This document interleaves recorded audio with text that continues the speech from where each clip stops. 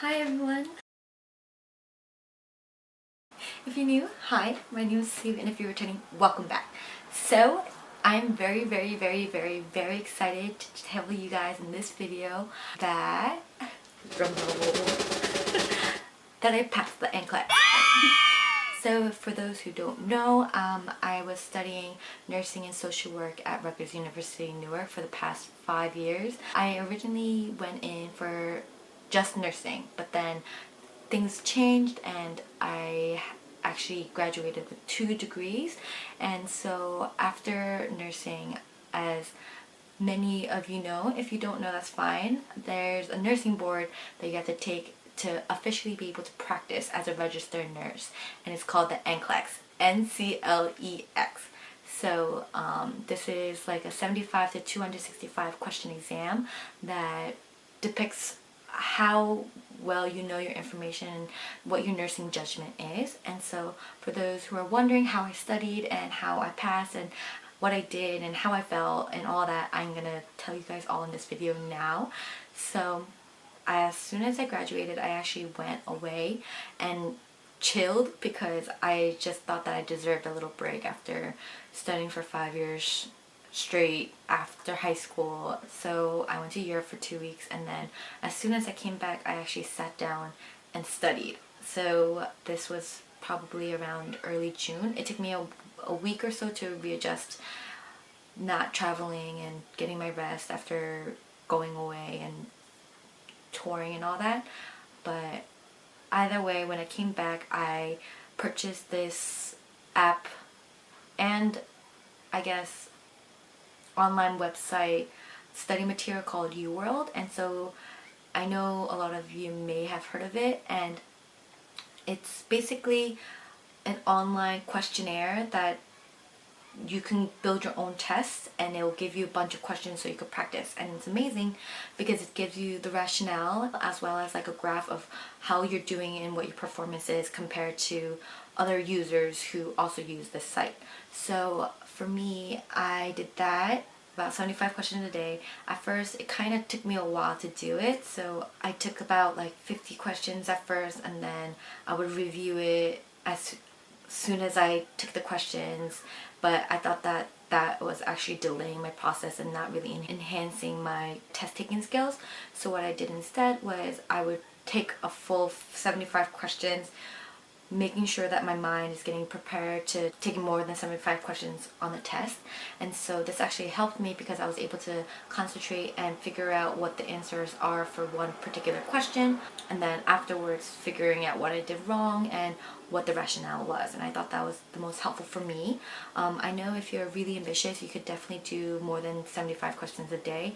I personally liked sitting down, taking like an hour or 2 out of my day and just going through the questions, and then taking another 2 to 4 hours to go over the rationales. And that would be really majority of my day, because I would take 30-minute breaks in between the rationales, and by that time the day would be over. And yeah, I really didn't do much but study all the time, and that's my own personal preference. I know people work at least once or twice a week so that they can have cash at hand, but luckily for me, I wasn't doing anything, so I didn't really have that need and urge to go work because I thought my time would be best spent studying. And so I did this for a couple of weeks, I think 6 to be exact, not including a week or so that I went away, which actually hindered my performance, and I was right back to day one. But all in all, I did that, as well as listened to this awesome guy. If you guys can go to his class, go check it out. His class review is amazing. His name is Mark Klimek, and it just breaks down for you all the different subjects and the key points that you need, but just the basics. It's not like really information heavy. It's just really laying down the foundation so that you can build it up. And he had amazing like clues and hints on how to remember stuff like this. So I thought that was very helpful. One thing that I do recommend is using like an information heavy book. I know you can't possibly remember every single vitamin or disease or medication there is in the whole entire universe, but if you know the more known like nutrition facts or like toys. Like I think that's really helpful. Like I've heard that Saunders and Kaplan is a good choice, but I personally didn't use it because I didn't think it's needed. But after taking the exam, I really highly recommend it. But then again, I know people who just went based off of UWorld and thought it was fine. I personally passed with just using UWorld, but I feel like I would have been better equipped and better prepared if I did a Saunders or Kaplan. So on to the actual exam day. So I took it on a Monday at 2 p.m. because I thought that would be better for me because I'm not a traffic in the morning person and I didn't want to wake up extra early to get there and stress out and then go. So I actually spent the day before the exam relaxing with my friends, eating out and just chilling. I thought that was the best way to just relax because the exam is tomorrow. Even if you have that 24 hours where you can reschedule, I thought that, hey, let me conquer my fears. I'm ready. You got this. There's really nothing much you can do after that 24-hour point. So I just made the most out of it, relaxed, slept early, and then woke up early the day of the exam and I went on a run. I highly recommend you doing something that you love right before the exam to calm your nerves. I thought that the run was godsend because it was supposed to rain all week, but it was actually sunny and it was gorgeous out and I was able to really do what I loved, and I was able to eat my mom's handmade food. And to all those Koreans out there, you know that when your mom or your dad prepares you food, it just means that they love you and that they're thinking of you. And so I ate my mom's food and then I jammed out in the car to, I don't know if there's any fellow Christians out there, but I was listening to It Is Well and Be Still, as well as like a lot of like soothing positive songs. Not because I knew I was gonna fail, but the fact that like I just needed peace in my heart, because I didn't care if I failed. It was more like, let me be okay even if I do fail. So it was really nerve-wracking, but overall really great because once I got into the testing center, I was really relaxed, I was calm, and I took the exam, and before I knew it, it was over. So the whole process of just checking in, you have to take off all your necklace and your jewelry and your phone and you put it, everything you own basically, into a locker. And then after doing that, they kind of like body search you to make sure you don't have any cheat sheets on you, even check your palms and all that. And then you go in and you have like your own little cubicle and you can have your own headset to block out noise, and I thought that was amazing.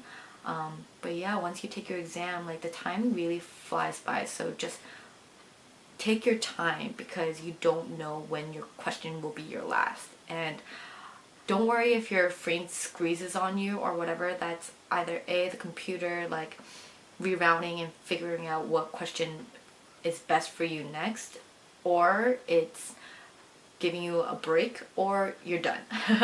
So all in all, I thought I was fine. Freaked out at some points because I never got to the hard questions that people like always talk about, because in the NCLEX you go from easy questions to hard questions, and I thought I just never reached the hard questions, and I actually ended on a very easy question. So I was like, oh my gosh. And if you don't know a question and you choose the wrong answer, be forewarned, it will ask you a very similar question. And it kind of stressed me out because it's like, I already, like, you know I don't know it, so why are you asking me again? But in the end, I like rationed it out and I was actually able to get the right answer. So don't fret if you don't know the answer to a question that you already answered, because if you think about it, if it wasn't that answer, then you have another 50-50 chance of getting the right answer. And so after I finished, I actually got back in my car and just took a deep breath. I think that was the best thing to do, because when you sit in your car, there's two ways you can go. You could either cry or you could just breathe, because what's done is done. And for me, I thought I failed because I didn't get the hard questions, but I was like, okay, whatever, it's in God's hands now. And so I went food shopping because I love ice cream and as a service to my mom. And so I went food shopping and then came home and I rested. So there is this like little cheat thing that you can do, but it's not 100% accurate. I'm going to tell you now. There's this little thing where you can go on Pearson Review and you could type in and try to register for a new NCLEX, but there will either be a pop-up saying, oh, another test is already scheduled, or it allow you to pay for it. But you don't use your real credit card, you use like a fake credit card to do so. And so I did that. I used a fake credit card and it allowed me to register. It just said like, oh, I had the wrong credit card information.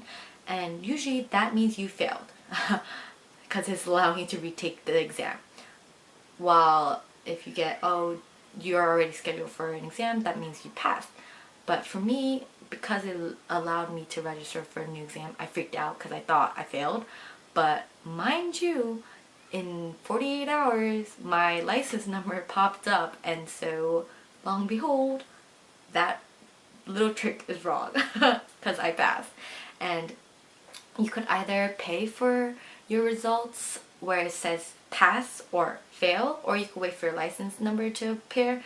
I've heard that if you pay for it, it just guarantees you earlier so that you can sign up again if you do fail. But if you know you've passed, or you have a really gut feeling that you passed, you can wait until your license number appears.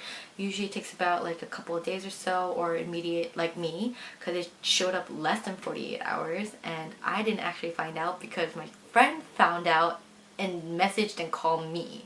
During that 48 hours, after like figuring out the Pearson review check and seeing that I didn't pass, like, because it was allowing me to register, like I was so down. Like I remember the next day I couldn't sleep. I basically didn't sleep that whole 48 hours because I was so cracked out on anxiety and stress. And so my mom actually had to drag me to the movie theater so we could like relax and watch a movie. And then yeah, I remember not wanting to wake up when I actually did fall asleep. And that's when my friend called me. I still remember me just like waking up to it and like really crying because I know that this was like literally by the grace of God. Yeah, there's no other way to explain it because my knowledge, I don't think that exam really tested my knowledge well. Like it was very weird and I don't think anyone will ever be prepared for it, because certainly I thought I was like an idiot while taking it. But long and behold, the NCLEX said I'm qualified and now I'm a registered nurse. Yay! So yeah, and I really wanted to like do this video after I got employed, but that's actually taking a lot longer than I wanted / wished or hoped for. But it's only because I'm a strong believer that if you want something, you go and get it. And I think that the whole, oh, you need 1 or 2 years on med-surg experience is like needed or required is some joke. Because, I mean, I agree with certain points and the logic behind that, so you can get your feet wet without going to a specialized field. But if you love what you do, like mother-baby or labor and delivery or emergency and trauma, which is what I want to do, I feel like you shouldn't go around the bush just so that you can go and get what you want. And so I've been reaching out and contacting people that hire new grads as registered nurses in the emergency department, and there is actually a lot. So definitely do your research.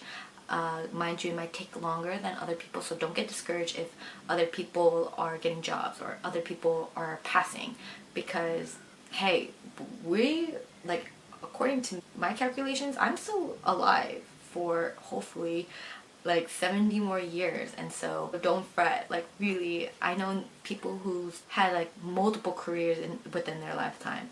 So while I'm waiting, I'm actually just relaxing, and that's why I've been actually uploading more videos. And yeah, but I also want to let you know, like, if you didn't pass the NCLEX the first time, do not worry. Like, I was almost in there with you guys. Like, It's scary, but honestly, your life is not over. You have so much potential, and if you really believe that you are meant to do this and become a nurse in the field, go for it. Give it your all. Try all the options possible. If UWorld didn't work for you the first time, try Saunders, try private tutoring, try like asking other people who passed their NCLEX on how to pass their NCLEX. And I really hope that this helps someone. If anyone is interested in knowing how to study and prep for the NCLEX, as well as what to do before the exam. And yeah, that's really it for this video.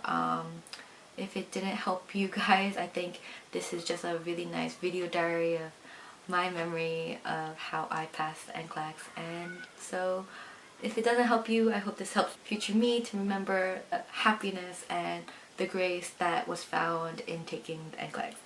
So yeah, if you have any questions or concerns, feel free to let me know. I am so open to any questions you might have. If you like what you see, make sure you give it a big thumbs up, even if it's to congratulate me.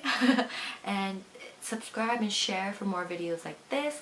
Until next time, I hope I'm employed by then. But yeah, I'll see you guys next time.